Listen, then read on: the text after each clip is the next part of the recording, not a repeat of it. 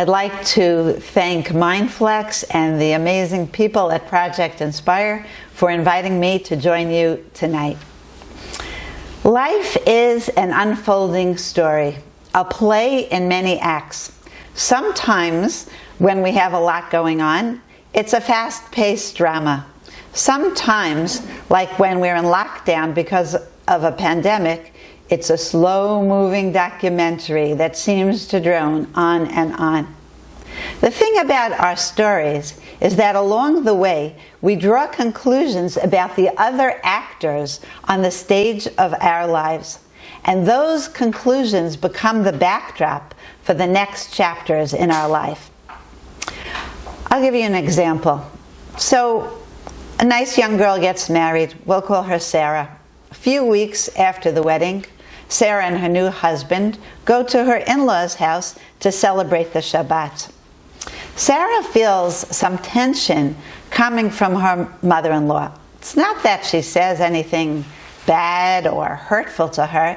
It's just that she's not making eye contact and she's not smiling, and there's just this sense of tension. Okay, she gets through the weekend, she goes home, and sometime later they spend another Shabbat together at Sarah's in-laws' house. And the whole situation repeats itself again. And Sarah leaves with a tremendous sense of unease. She notices that when her mother-in-law calls her home, that she only asks to speak to Sarah's husband, her son. And little by little, Sarah becomes very sensitive about that, and even a little bit jealous when she hears her husband laughing and having a good time on the phone with her mother-in-law, with his mother. By the end of the first year after their marriage, Sarah's mother-in-law has become public enemy number one. She can do no right. Sarah tells her close friends about her difficult mother-in-law, who she dislikes more and more as time goes on. The whole topic becomes a sore one between Sarah and her husband. We tend to take our circumstances and our impressions of them and connect the dots, creating a picture in our mind's eye that is fixed. I saw my coworker meet with my boss several times the day before he called me in to tell me that I'm not getting the promotion. They never meet that often. I'm sure he had something to do with it. Sometimes we need to ask ourselves, are we sure about the conclusions that we've drawn? Is that picture reality? Or are we just taking all the new input that comes in and using it to reinforce what we have already decided? We need to learn to question our narrative. Why do we love to hate that guy or that gal or that in-law or that boss? Is this narrative serving a purpose? Let's explore for a few minutes some possible benefits to self that we use, sometimes not even consciously, for the purpose of keeping bad feelings about someone else going. Number one, is this person making me uncomfortable? Maybe they want something from me that I can't provide for them right now, like friendship or closeness or even honesty. Number two, is there some jealousy lurking there, lurking in my heart? Is their station in life, their job, their beauty, their youth, something that I covet? Number three, sometimes my bad feelings towards someone are simply because I had a bad first impression of that person. And believe it or not, sometimes even the act of changing our own minds is uncomfortable for us. Rabbi Dessler, a great thinker of the 20th century, talks about this when he explains that there are many laws regarding Jewish judges and Jewish courts of law. And he says that one reason for the law that a judge cannot hear the case of one plaintiff before both are present is simply because once an impression is made, it becomes just plain old uncomfortable for us to change our minds. So really, first impressions are quite long-lasting. And number 4, another possible benefit to stoking the coals of a vendetta that may or may not have had merit at the outset is that it deflects attention from myself. If I am railing, even if it's only in my own mind, against that person's lack of thoughtfulness, or their self-centeredness, or their greediness, the unspoken implication is that clearly, if that is so upsetting to me, that I don't suffer from the same problem. Now, that may or may not be true, but as long as my attention and my emotional energy is going towards hating someone else, I will never find out. In King David's Psalms, chapter 92, we say 3 words which are so foundational and so amazing to understand. The words are Tov lahodot lahashem.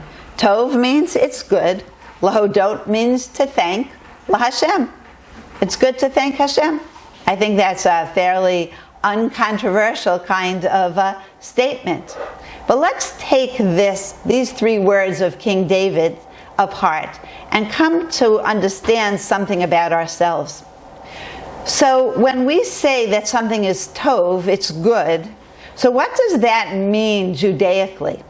Judaically, tov means to be in a state of harmony, not just with those around you, and not even just with the universe, but to be in a state of harmony with the purpose for which you were created. So if we want to be in harmony, if we want to be good, if we want to be in harmony with the purpose for which we were created, then we have to learn lahodot. Lahodot means to thank, like Todah, like Yehudim, all the same word root. But lahodot means something else as well. Lahodot means to acknowledge. You know, on the High Holy Days, on the Day of Atonement, on Yom Kippur, when we do vidui, and we clap, and we say, we admit the wrongdoings that we've done. So that word, vidui, lahodot, to admit, to acknowledge, it's all the same word.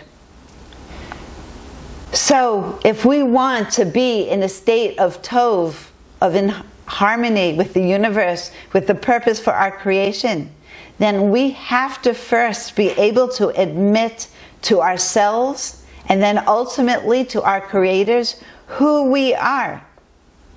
It turns out that all spiritual growth is at the same time a journey in self-knowledge. We can't really grow in a real way without getting to know ourselves better.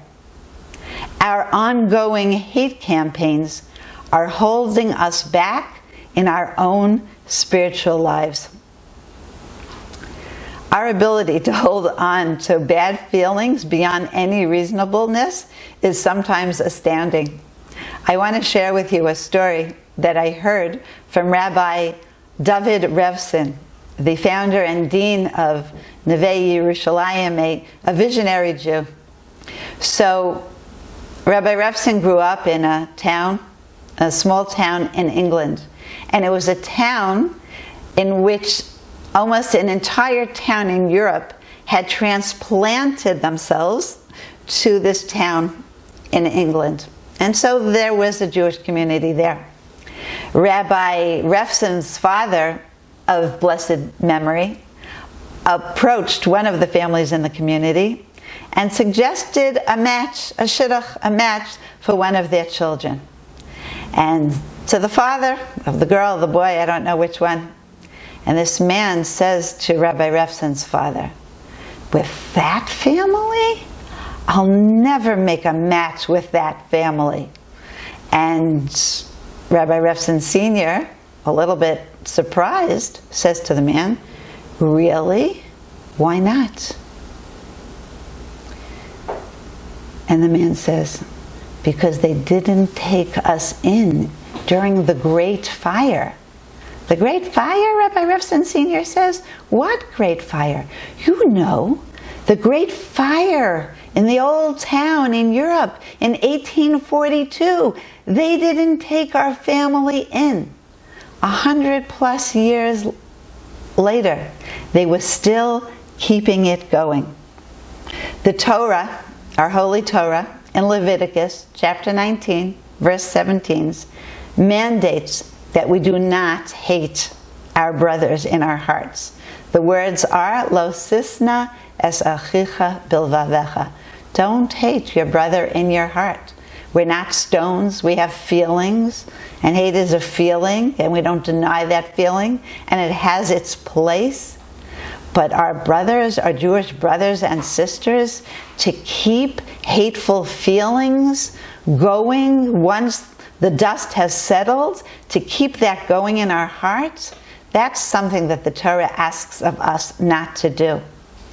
So if the Torah mandates that, then what are the tools that we have at our disposal? What are the tools that the Torah has to address this situation that we find ourselves in when we have really bad feelings towards somebody else? So the best tool, or one of the best tools in our toolbox that each of us really has, we have to learn to open that toolbox and use it. But one of the best tools that we have for dealing with that kind of negativity, those kinds of bad feelings, if I could really say the word, even that kind of hate, is the tools that we have are called midos. Midos are character traits. Midos are the measure, because the word midah actually means measurement. Midos are the measure of who we are. A big area of spiritual development is what we call midos work. When we work on our midos, we are strengthening our personality muscles to be in service of our souls. Now, if you would think for a moment and ask, which sense of our 5 senses, the senses with which we interact with the world, is the beginning of all midos work?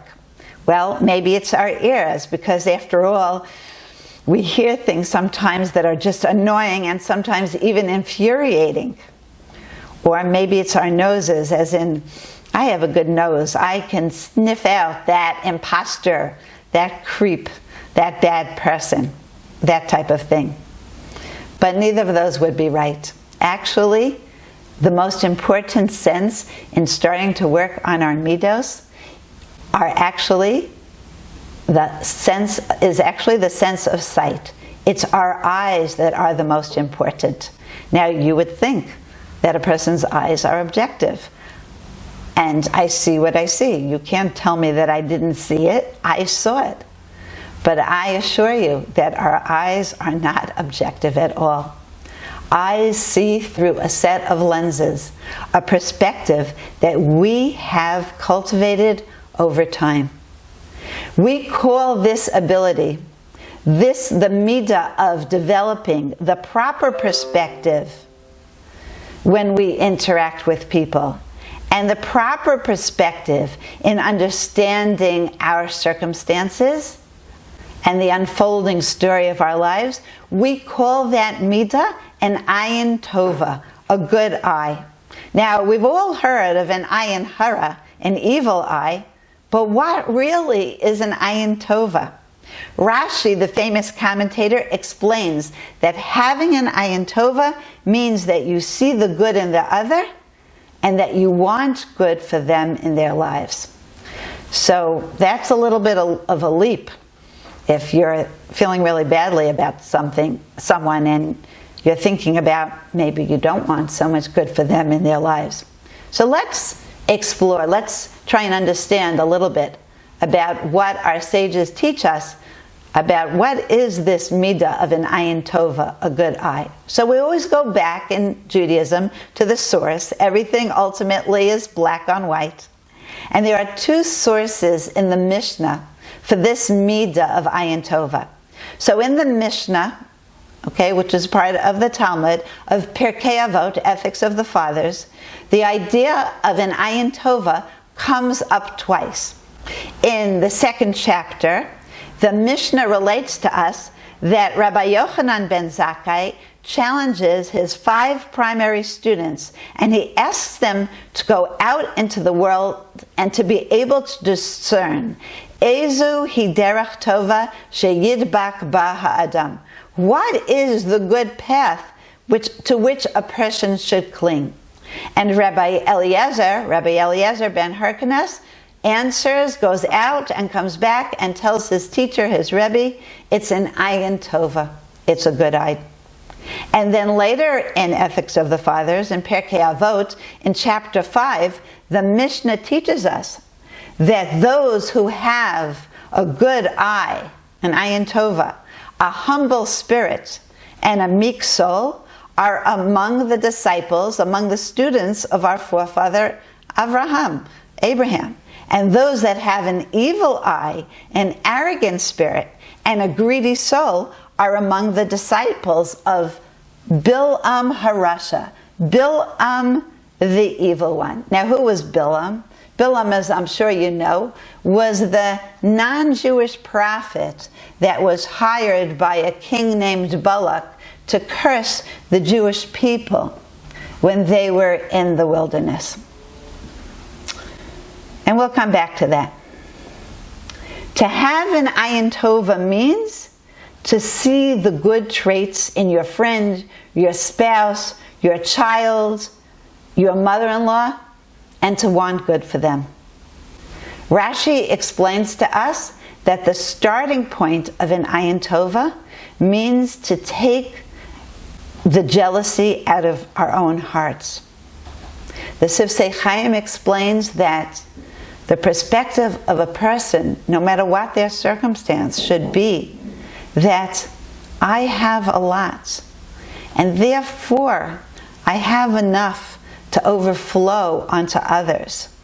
And therefore I can seek your well-being, I can seek your honor, and I can focus on your good traits. When I focus on your good traits, it leads me to seek good for you in your life, and to want you in your life to have only good. The way that we relate to people and what we end up feeling towards them starts obviously with our own perspective. What do we see when we look at another person? When we see them doing something, when we meet them? It's so easy to pick out a person's flaws. She's a good teacher, says one student, but she doesn't give back our tests on time, is the rejoinder. I think that man is so generous, one person says. Oh, but he wants his name on every building, says the other person. My spouse is a really nice guy, but he's so unmotivated, and everyone in his office is making more commission than him. Or, my teenage daughter does so well in school, but she's so self-centered. She spends hours in front of the mirror. All these are aspects of the yes but syndrome, which minimizes the positive and draws the eye toward that aspect of a person or situation that is less than whole, less than positive. So we need to know that the least objective of all our senses is our sight. We, in fact, choose what we see.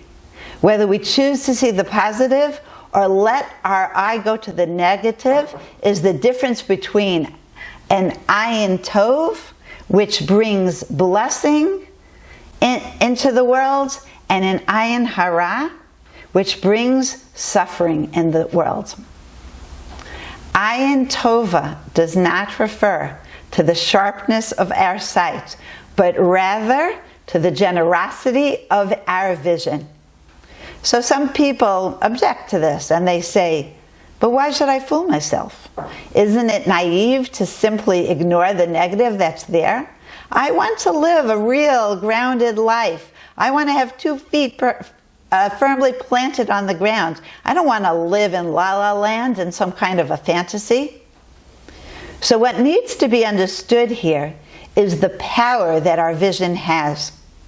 We see our eyes and our sight as a mechanism by which we take in and absorb the world around us. With our eyes, we can take in the universe in which we exist, from the smallest bud that's budding on the tree in the spring to the view of Saturn and her rings on a summer night in the desert.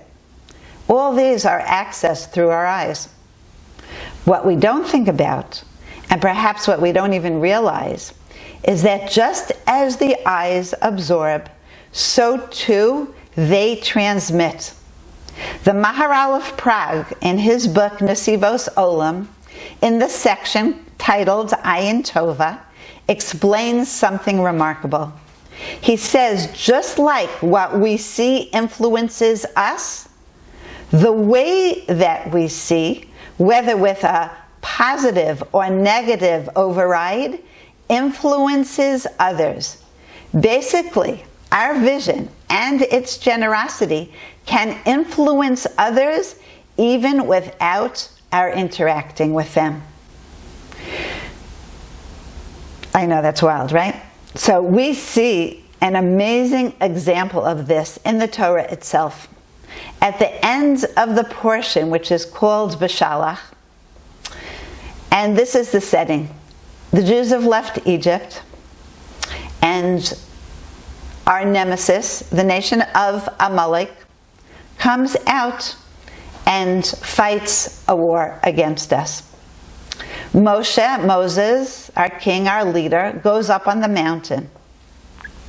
We're taught that he goes up on the mountain to pray. He also has another purpose in being on the mountain. He wants the Jews to look up towards them as they go into this battle that they're ill prepared for. And Moshe feels that this will direct their vision upward, not only to Moshe, but past Moshe and up into the heavens. And they'll think about God and pray to him to protect them. But Nachmanides, the Ramban, says something fascinating. He teaches us that Moshe went up on the mountain not so that we should see him, but rather so that he should see us. He wanted to put his ayin tova, his good eye, on the people, on the Jewish people, in order to influence the outcome of the situation, the outcome of the war positively. I'll just say the words in Hebrew because they're so amazing. Nachmanides says that Moshe wanted us to look up on the mountain, sheyasim eino hatov aleihem, so that Moses could in turn put his good eye upon them. Now, we mentioned Bilam before, the non-Jewish prophet hired to curse the Jewish people. And Bilam is the model of the bad eye, of the ayin ra. Now, Bilam also goes up on a mountain. And with his bad eye, he seeks to bring destruction to the Jewish people through the power of seeing and pointing out what was negative about them, what was imperfect about them.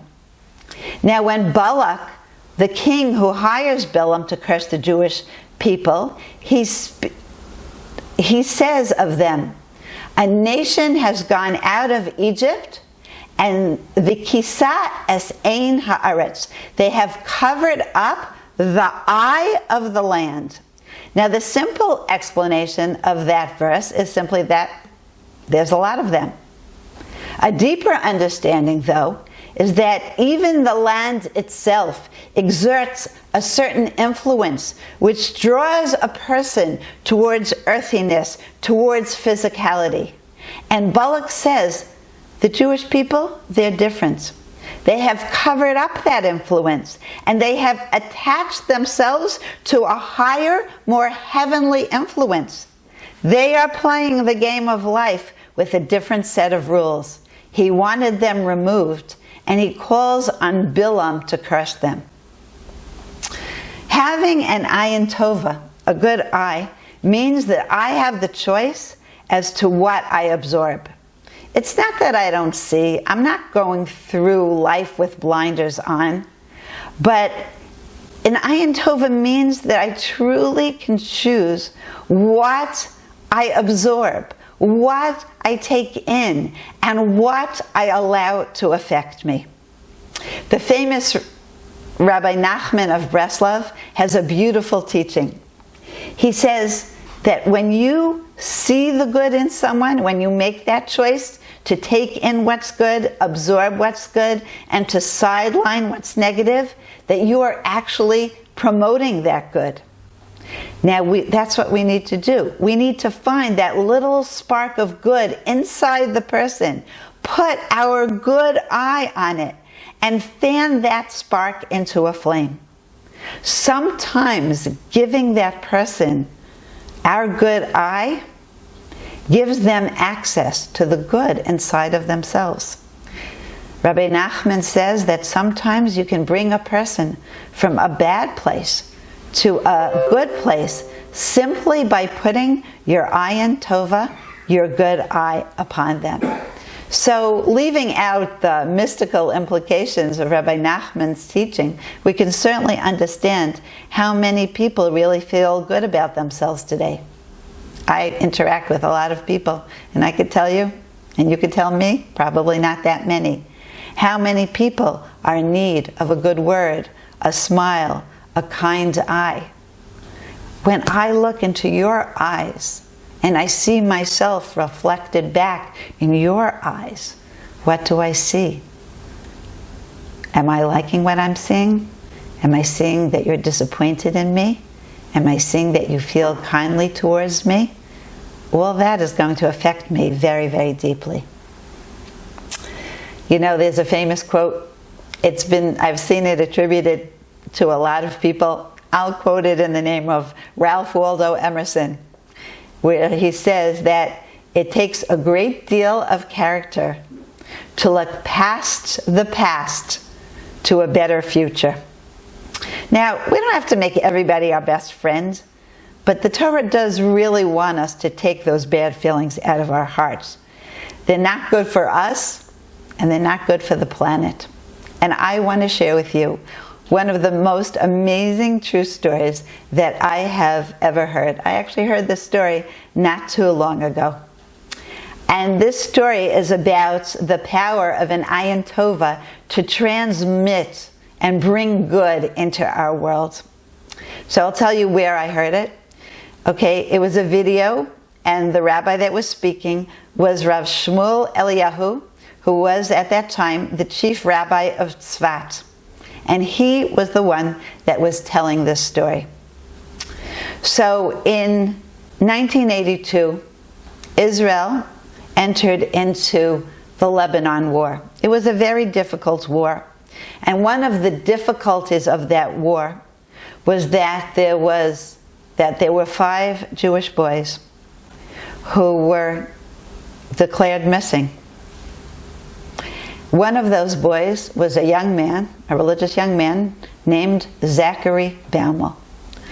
Now, in April 2019, 37 years after Zachary Baumel went missing, his body, with his tzitzit still on, was returned to Israel by Lebanon, and Zachary Baumel came to Kever Yisrael, to a Jewish burial. The story, the rest of the story, was told to Rabbi Shmuel Eliyahu by the sister of Zachary Baumel. She related that all those years, 37 long, hard years, the family, it was very difficult. The family had no closure. There was no body. There was no grave. There was no burial. And they kept up their efforts to pressure the Israeli government to not forget about their son, their brother, Zachary Baumel, and to keep putting international pressure on Lebanon so that his body would be returned. And she related that all those years, whenever the family got together, inevitably, of course, they would talk about their lost brother, son, they'd talk about Zachary Baumel. And the feeling was overridingly negative. Everybody in the family had complaints. They had complaints against the Israeli government for not working hard enough to get back his body. They had complaints specifically against Bibi Netanyahu, who they felt connected to, who they felt should really put more effort and more focus into bringing back the body of Zachary Baumel.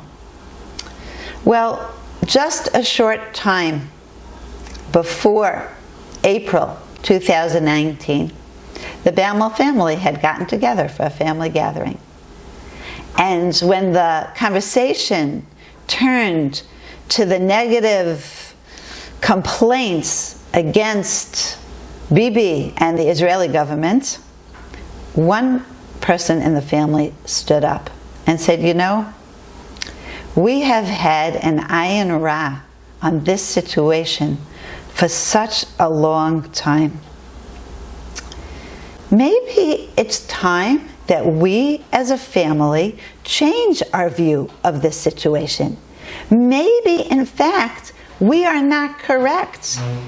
Maybe the government is doing everything that they can. Maybe they have done everything that they can. And you know what? Zachary Baumel is not the only thing on the agenda of the Israeli government."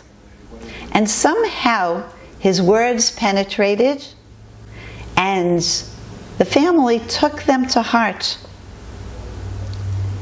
And from that moment on, they changed their perspective, and they started having an ayin tova on the Israeli government and on Bibi Netanyahu in particular. Now, when the body was returned, they had a funeral, which Mr. Netanyahu attended. And after the funeral, the sister who told Rabbi Eliyahu the story had the opportunity to have a conversation with the Prime Minister. And for whatever reason she shared that the family for so long had had complaints on him and on the government, and that just recently they had gotten together and shifted their perspective and had started to appreciate and have a good eye, an ayin tova, on everything that the government had done. Bibi looked at her and he said, "That is exactly what happened." And he shared with her the following. He said the security arm of the Israeli government had uncovered information that thwarted a terrorist attack against Russia. Putin was appreciative, and the way the game is played, Bibi knew that the time would come when he would be able to ask Putin for a favor in return. So he convened a meeting of his highest advisors to discuss when that time comes to ask Putin for a favor, what favor should he ask for? They constructed a list of 50 important items, but you can't ask for 50 items. And after many hours of deliberation, they slowly whittled down that list from 50 to 30 to 20 to 10 to 5, and ultimately to 3 important items that they felt that Mr. Netanyahu could ask Putin for in return for thwarting the terrorist, giving information that led to the thwarting of the terrorist attack. Mr. Netanyahu did not know when he would speak to Putin, so he wrote the 3 things down on a piece of paper. He put them in his pocket, and he kept them with him, so he would remember to ask for those things. Well, a short time later, Putin called, and they were on the phone. And Bibi remembered the 3 things that he was supposed to ask for. But for some reason, at that moment, all he could think about was Zachary Bammel. And he says to Mr. Putin, there's an Israeli soldier that died 37 years ago in the war with Lebanon, and they have not released the remains back to us. I want you to help bring him home so that he can be buried properly and come to what we call Kever Yisrael, a Jewish burial. There's quiet on the other end of the line. Finally, Putin says, "Are you kidding? This is what you're asking me for?" "Yes," said Bibi. "I'm asking you to bring Bammel home." And he's thinking to himself, my cabinet is going to kill me. And Putin says to him, "Why do you even care? We're talking about a soldier that died 37 years ago." And Netanyahu said to him, "We care about each and every one of our soldiers. We are committed to bringing them home and to giving them a Jewish burial. Kacha anachnu, that's just the way we Jews are." Putin is quiet again, and he says, "Okay, if that's what you want, I'll do it. But ze alai, that one's on me. You can ask for something else as well." So you see, my friends, everything that we do, and even the way that we think, is so much bigger than ourselves. The ripples go out into the world and come back around in ways that we can't even fathom. If we can come to understand why we should take the bad feelings out of our hearts, that is the first step in an amazing journey towards loving the people, especially those close to us that we have till this point loved to hate. I'll just end with something very practical, and that is to cultivate an ayin tova, or any good midah. You have to understand why it's important, to gain a deeper understanding of what the midah actually is, and 3, practice, practice, practice. It's just an understanding and practice. Hate is a real emotion. We don't deny it. We don't push it away. We just want to use it in its right place. And that place is beyond the scope of this talk, but certainly it is not the place to hate any of our Jewish brothers or any of our Jewish sisters. So, B'hatzlacham Rabbah, may you have great success in your journey to stop loving to hate some people. Thank you so much for listening.